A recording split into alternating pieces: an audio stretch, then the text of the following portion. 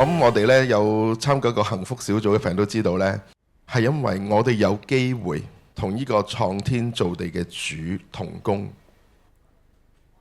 我哋有個任務，我哋有個責任，我哋將呢一個創天造地嘅主，我哋呢位主耶穌話俾人聽。呢個咧係我哋基督徒裏邊咧一生最美嘅祝福，竟然可以藉住我哋去祝福其他嘅人。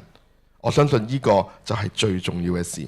我諗影音使團一直創立以嚟呢，都係好想叫更加多人去信耶穌，用各種嘅方法叫更加多人去信耶穌。過去10幾年呢，其實我哋一直喺方舟探索呢都有唔同嘅進行㗎。2015年呢，我哋被邀請去到美國嘅護教大會，一個好重要嘅護教大會。上台分享喺方舟探索嘅內容，裏邊咧有特別一位主講嘅嘉賓，佢叫做羅曼佳士拿。羅曼佳士拿係美國南方神學院嘅創辦人，佢係一個咧非常知名嘅哲學家同埋聖經護教嘅學者。佢喺台上邊咧都特別咧為到呢個方舟嘅發現咧，佢有啲嘅分享。2015年10月15號，南怡挪亞方舟國際事工探索隊員再次獲邀出席美國基督教護教大會方舟研討會。我哋帶住華人弟兄姊妹嘅託付，前往北卡羅來納州夏洛特市。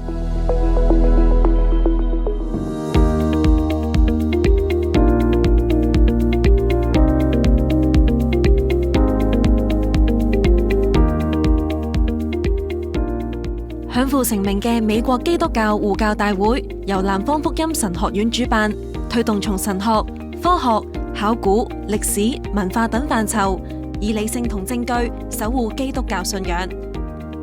呢次已經係第22屆，匯聚頂尖嘅護教學者，吸引嚟自全美國嘅基督徒參加。方舟探索作為護教密切相關嘅重大課題，第2次成為護教大會特別研討會主題，嚟自神學護教、考古、地質、登山等領域嘅學者，尋求同心協力，推進探索研究。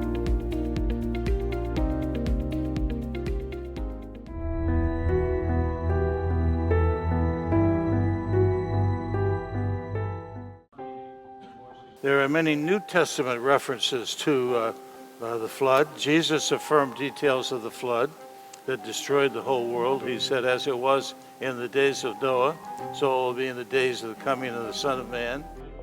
方舟探索嘅護教學意義，以至阿拉納山古墓結構嘅重要性，得到被稱為現代護教學之父嘅南方福音神學院共同創辦人 Dr. Norman Glaser 大力肯定。Conclusion, at a minimum, there's enough evidence already to call for more significant funding and more significant research to find out whether or not it really is Noah's Ark. If it isn't Noah's Ark, what is it? 2, if it is Noah's Ark, it will be the greatest discovery in the history of archaeology. The greatest discovery. Dead Sea Scrolls will pale in significance compared to it. Well, I think it was compelling. I think that everyone who was here found the evidence to be arresting and compelling, and they want to know more. That's the reason we sponsored this forum. As the president of the seminary, we're always open to new evidence. We believe that the Bible is true, and that any evidence that is discovered is going to confirm the Bible. And so we're anxious to find out more and to have more done.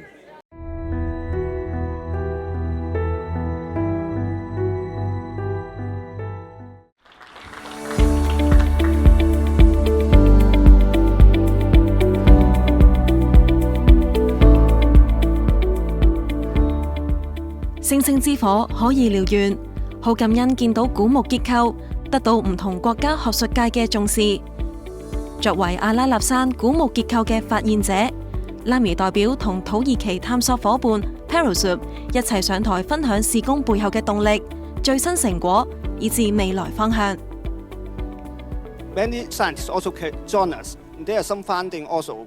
They found some pottery And by dating the pottery, they found something. 亚拉拉山上的大型木结构值得被列为世界文化遗产，所以呢，我们将拍摄大型的纪录片。挪亚的日子怎样，人子再来的日子也怎样。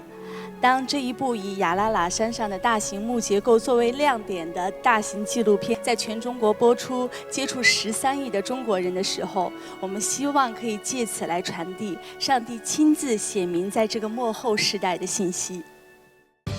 Mount Ararat is to be in the UNESCO site and UNESCO heritage, and then we have to be very quickly to make for the symposium and some work in the academician side to make for the searching in there, and for some of the film they have to be in the worldwide, they have to going for the all Europe. And because Professor Belly, they should see for the Namis film, and they say is that beside of the only not in Hong Kong or in Malaysia or in other country to stop, we have to be all the world. They have to know it about for this. I think the closer we get to end times, the more God is going to want to draw people to Himself. And because God passionately wants people to know Him, He's going to give us more and more signs. If He's chosen to preserve Noah's Ark because that might bring people into a faith and a knowledge and a recognition of God, then I don't want to be skeptical about God's possible activities to draw people to Himself. I've been studying the Bible for 60 years, and I've known about Noah and about the ark, and I believe that it really happened.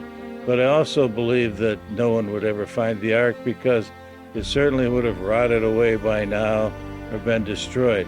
So with the rediscovery of Noah's Ark by NAMI and others, I've been encouraged to look into that, and I've become convinced that that is really Noah's Ark. If it's not Noah's Ark, then somebody deserves to get an Emmy because they've created something that smells like Noah's Ark, looks like Noah's Ark, has the size of Noah's Ark and the date of Noah's Ark. So I'm very encouraged with it, and I would say it's highly probable that the scientific findings, when they examine it more closely, will support that, and I encourage the group to continue. At our conference here at Southern Evangelical Seminary, we've had an apologetics conference, and the people from media evangelism have been here, and I've gotten acquainted with them, and I've seen their zeal, seen their dedication, and highly encourage them to continue to do documentaries and provide the evidence that will encourage people to look further into the Bible and the things that the Bible says, because there's a direct connection between our confidence that the Bible is true and our confidence that we must become followers of Christ, because Jesus said there was a flood, and Jesus said, just as there was a flood destroyed the world, so in the days of the coming of the Son of Man, it's going to be like the days of Noah. So I encourage media evangelism and ask God's blessing on them as they go throughout the world with the message that ties together this historic archaeological find with evangelizing the world. And I've become acquainted with their Silk Road Gospel plan, and I think it's an excellent plan. It took a long road to reach China, and now China is reaching back through that long road around the world, and I'd like to encourage them to continue in that journey, because I think it's not only worthwhile for the heritage that it presents, but it's worthwhile for the gospel that people will receive and become believers as a result of their work. So I bid God's blessing on them in their efforts. The Bible says that we should make disciples of all nations. 1 Peter 3:15 says that we should get a reason for the hope that's in us. Colossians 4 says, let your speech be always with grace, seasoned with salt, that you may know how you ought to answer every man. So I would encourage every Christian to get training in the gospel, training in apologetics, training in the ability to convey the gospel to people of our generation. And I bid God's richest blessing upon the efforts that are being put forth or by media evangelism and others to do this in China. And I believe that if we could reach and teach the people of China how to present and defend the Christian faith, that we could transform the world.